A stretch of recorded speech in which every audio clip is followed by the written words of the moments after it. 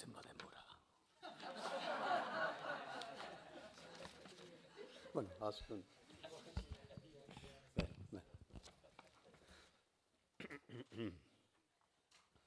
Bueno, lehendabizi nola ordaindu denoi orain arteko guztia. Ez da posible, eta nidakaten diru bakarra da zerbait. Nik idatzeteko zerbait zuei eskintzea.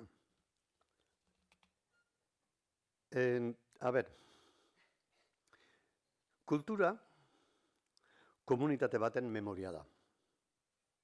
Jarraipen historikoaren kontzientzia kolektiboa, pentsatzeko eta bizitzeko modua. Hala esan zuen Milan Kunderak Le Figarori 1977an. Bueno, hemen dauden itzultzaileen itzultzailei barkamena eskatuz, trampatxo bat egin dut. Kunderak ez du esaten herri, eza komunitate. Zer izan dut, herri? Nola esan dut? Komunitate. Kunderak ez du esaten komunitate, baizik eta herri esaten du. Baina lizentzi hori hartu dut, primeran ulertuko duzue, orain esango duan. Joan zen astean, zinemodelok ekitaldian, Daniel Ezarri Ugartek eta Iratxe Retolazak, baino gehiagotan erabili zuten komunitate kontzeptua. Biharamunean, Uxue Alberdiren mezu bat jaso nuen eta bertan komunitatea aipatze ziren. Etzen noski, lehen dabizokaldia entzuten nuela eta irakurtzen nuela aipatu hitza euskararen plaza saritzeko. Baina ez nuen gogoan hitz hori inoiz erabili nuenik edo erabili oten nuen, hiru lagunek zerabilten adieran.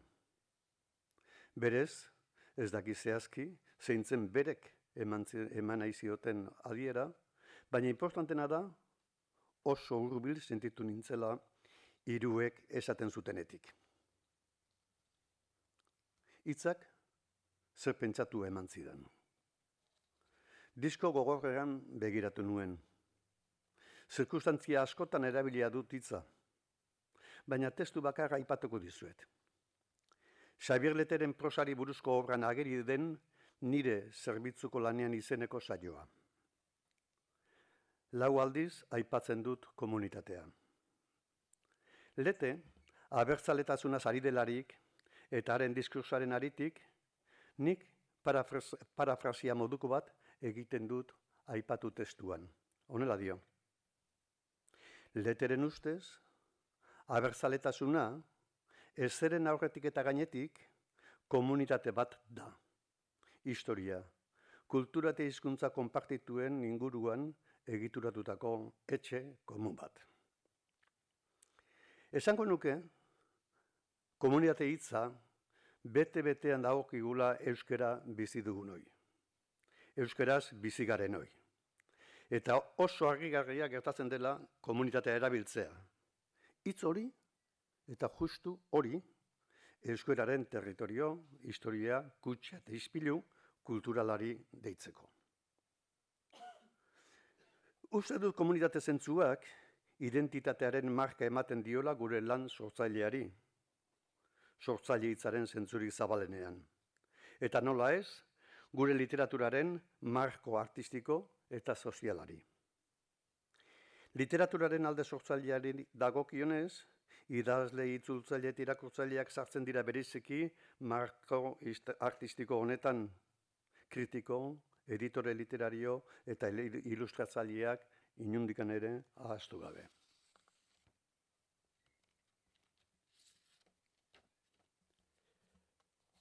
Beste hizkuntzetatik euskarara egiten diren itzulpenek gure marko erreferentziala indartzen duten moduan, gure literaturak beharrezkoa du, noski, homologatzen ditugu, beharrezkoa du noski, alderantzizko bidaia ere bakatu. Biak dira homologazioak. Kanpoko itzulpenak homologatzen ditugu hemen, edo ez. Gure itzulpenak homologatzen dituzte kanpoan, edo ez. Baina gure obren kanpoko onarpenari deitzen diogu homologazio bakarrik. Eta ez, etxe barrurako idatzitako hainbat obrari. Demagun, Uxue Alberdiren kontrako estarretik saiakerari. Lan batek eta besteak, ez dutez dinamika bera, ez da proiekzioa ere. Baina etxerako lanen proiekzioaz, gure sistema barroko itzalaz ari naiz orain. Hain beharrezkoa dugun eta gutxi zaintzen dugun jardun kulturalaz. Prodomo etxerako pentsatu eta sortutakoa dut kezka. Komunitate egiten gaituen, errealitatea ezagutarazten duten obrak. Urria da euskal komunitatearentzat egiten den alor guztietako sorkuntzaren zabalkundea. Hor daukagu produzio akademikoa. Ez bat ere laburra. Oso da importantea, edo izan behar luke, komunitatearentzat. Baina ez dugu ezagutzen. Askotan ez dakigu existitzen denik ere, eta idazle osari naiz. Zer esan publikoaz oroa. Ez. Ez da komunitatea unibertsitatetik urruti dagoena. Unibertsitatea baizik komunitatetik. Merezi du komunitate kontzeptuan sakontzea. Komunitate hitzak errepresentatzen duenari bueltak ematea. Komunitate ideia presente izatea gure lanean. Zeren horrela hobeto ulertuko baitira eta geroegan agertuko baititugu, ez soilik gaurko errealitate kulturala, baizik iragana. Begiratu atzera eta Arestiren proiektua. Begiratu atzera eta gerra osteko katakumba. Begiratu atzera eta eusko pizkundea. Eta gerotea atzeragotik datoskigun testuak eta bizikizun kulturalak gure historia direnak. Baina ez dugu horrelakorik esplizitatzen. Eta ez da behar handirik sentitzen ere, nunbait. Nia, individuala zen belaunaldi batena, indartzen dugu eta ez komunitatea. Eta esaten ez duguna, ez dugu esaten, ez dugulako ezagutzen neurri handi batean. Baina iragamendeko 60 marreko hamarkadetatik, baino orduti baino urrutiagotik gatoz. Eta han, garai zahar ilunagoetan, dena ez da pobre, dena ez da triste. Adibide bat. Plaza handiz irakurtzen ditut, Kepa Altonagak aldik argitiratzen dituen pagotxak. Baktu Leizarraga, Dibuazen kapitanaren malura, Iridioaren mintzoa, Axularren gerizpean. Altonaga komunitatez ari da bere liburuetan. 19. mendekoaz beriziki. Zorrotz eta euskara batuari lapurteraren emaria eskainiz. Baina pentsatzen dugu alako laneko oso interes gutxi dutela beste hizkuntzetara eramateko. Ez dira homologarriak eta bar. Lan homologarria nahi ditugu, baina zintzu dira. Nor hasiko da liburu ez homologarriak, alegia gutxi salduko direnak, idazten eta argitaratzen. Baina guk behar ditugu, komunitate izaten jarraitu nahi baldin badugu. Hurbilen daukadana nire obra baita, barkatu adibide propio batekin ilustratzen badut orain artekoa. Itzuliz usu begiak saiakerak 372 horrealdi ditu. Gaztelaniazko bertsioak, Jorge Jimenezek itzuliak, Sombras en el espejo, 136. Propio egin genuen, laburtze lan hori, ikusiz, euskal komunitateak ez diren komunitateek, ez zituzela, inundikan ere, ezagutzen gure referentzi kulturalak, itzulpenarekin ditugun zailtasunak eta bar, eta orduan alperriako zela hori dana ematea. Eta orduan egin genuen, bigarren liburu bat. Lehen da bizikoa tradizionatu gabe, ze testuak daudenak, originalean daudenak dira, baina ez ditugu danak ematen inondikan ere.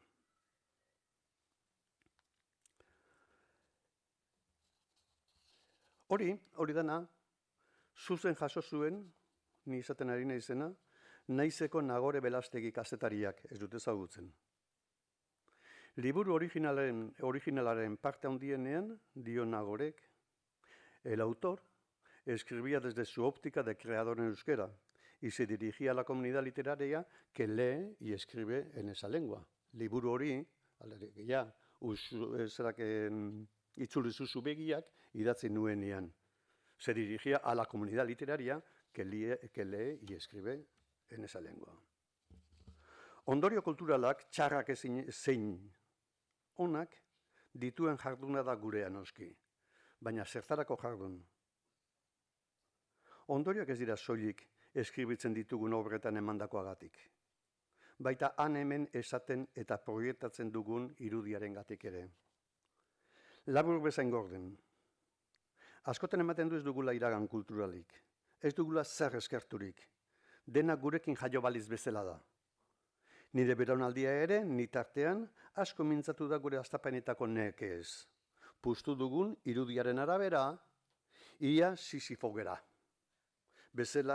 Sisifo bagina bezala, jardun izan dugu gaztetan izan genituen zailtasunez. Hala, nunbait.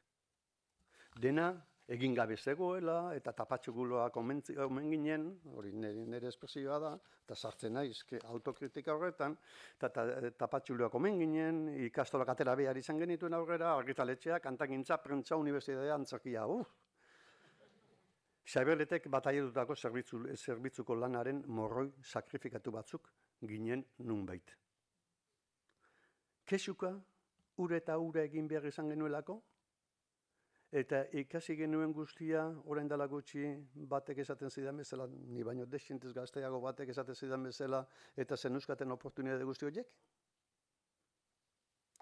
Nire dagokidanez, ikastolan prentsan, zinean, telebistan jardun nuen, beran dut konturatu naiz, horrek guztiak denbora asko kendu bazidan ere, horrek guztiak ikaragarri lagundu zidala. Inoiz guztiz abandonatez dudan idazte lanean. Pare bat adibide, xume, bilak 80ko hamarkadekoak. Literaturaren teoria irakasten nuen, eta ordutik, irakasten nuena aparte usten saiatzen naiz behin eta berriro, idaztenaren izenean, barruko kilkirrak agintzen didalarik. Esaiok derridari ahazteko nitaz, edo esaiok estalon bizkiri lagan azala pakean.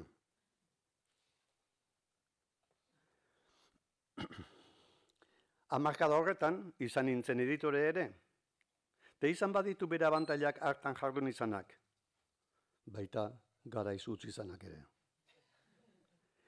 Tripak ikusten dizkiotzu idaztearen industriari, orduan asko zera palagoa gaur baino, tripak ikusten dizkiozu idaztearen industriari, produzioaren mekanismoari, interes kulturalen eta ekonomikoen arteko lehiari, sozen liturgia askotan maskaratuari.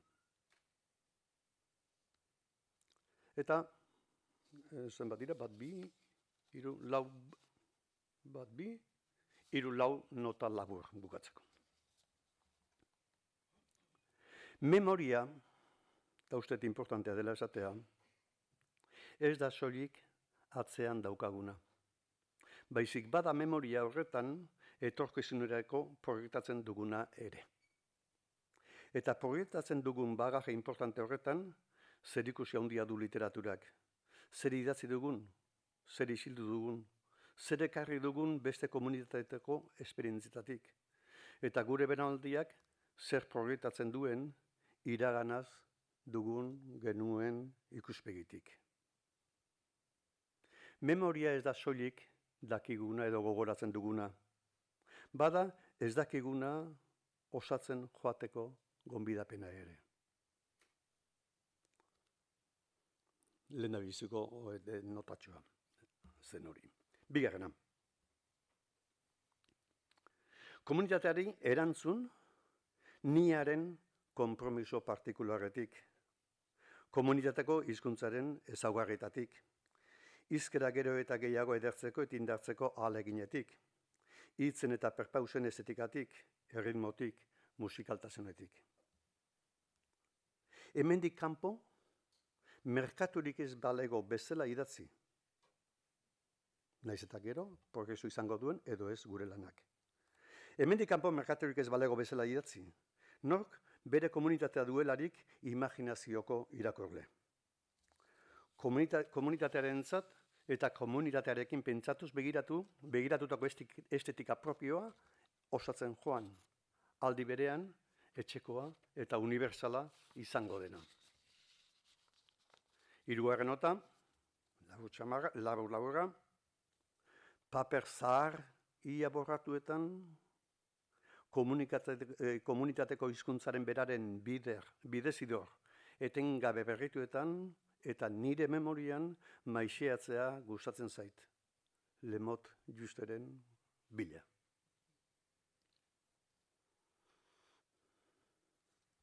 Eta azkenekoa. Hizkuntzaren hilkor sentimentuak eta horren inguruko metafisikak bizi gaitu. Hizkuntza homologatuetako idazleek ez dute horrelakorik sentitzen. Ez dakit, beste hizkuntzetara itzultzen dizkidaten liburuetan, irakurleek nabarmentzen ote duten hizkuntza ilurren agoniko hori, baina ni bai.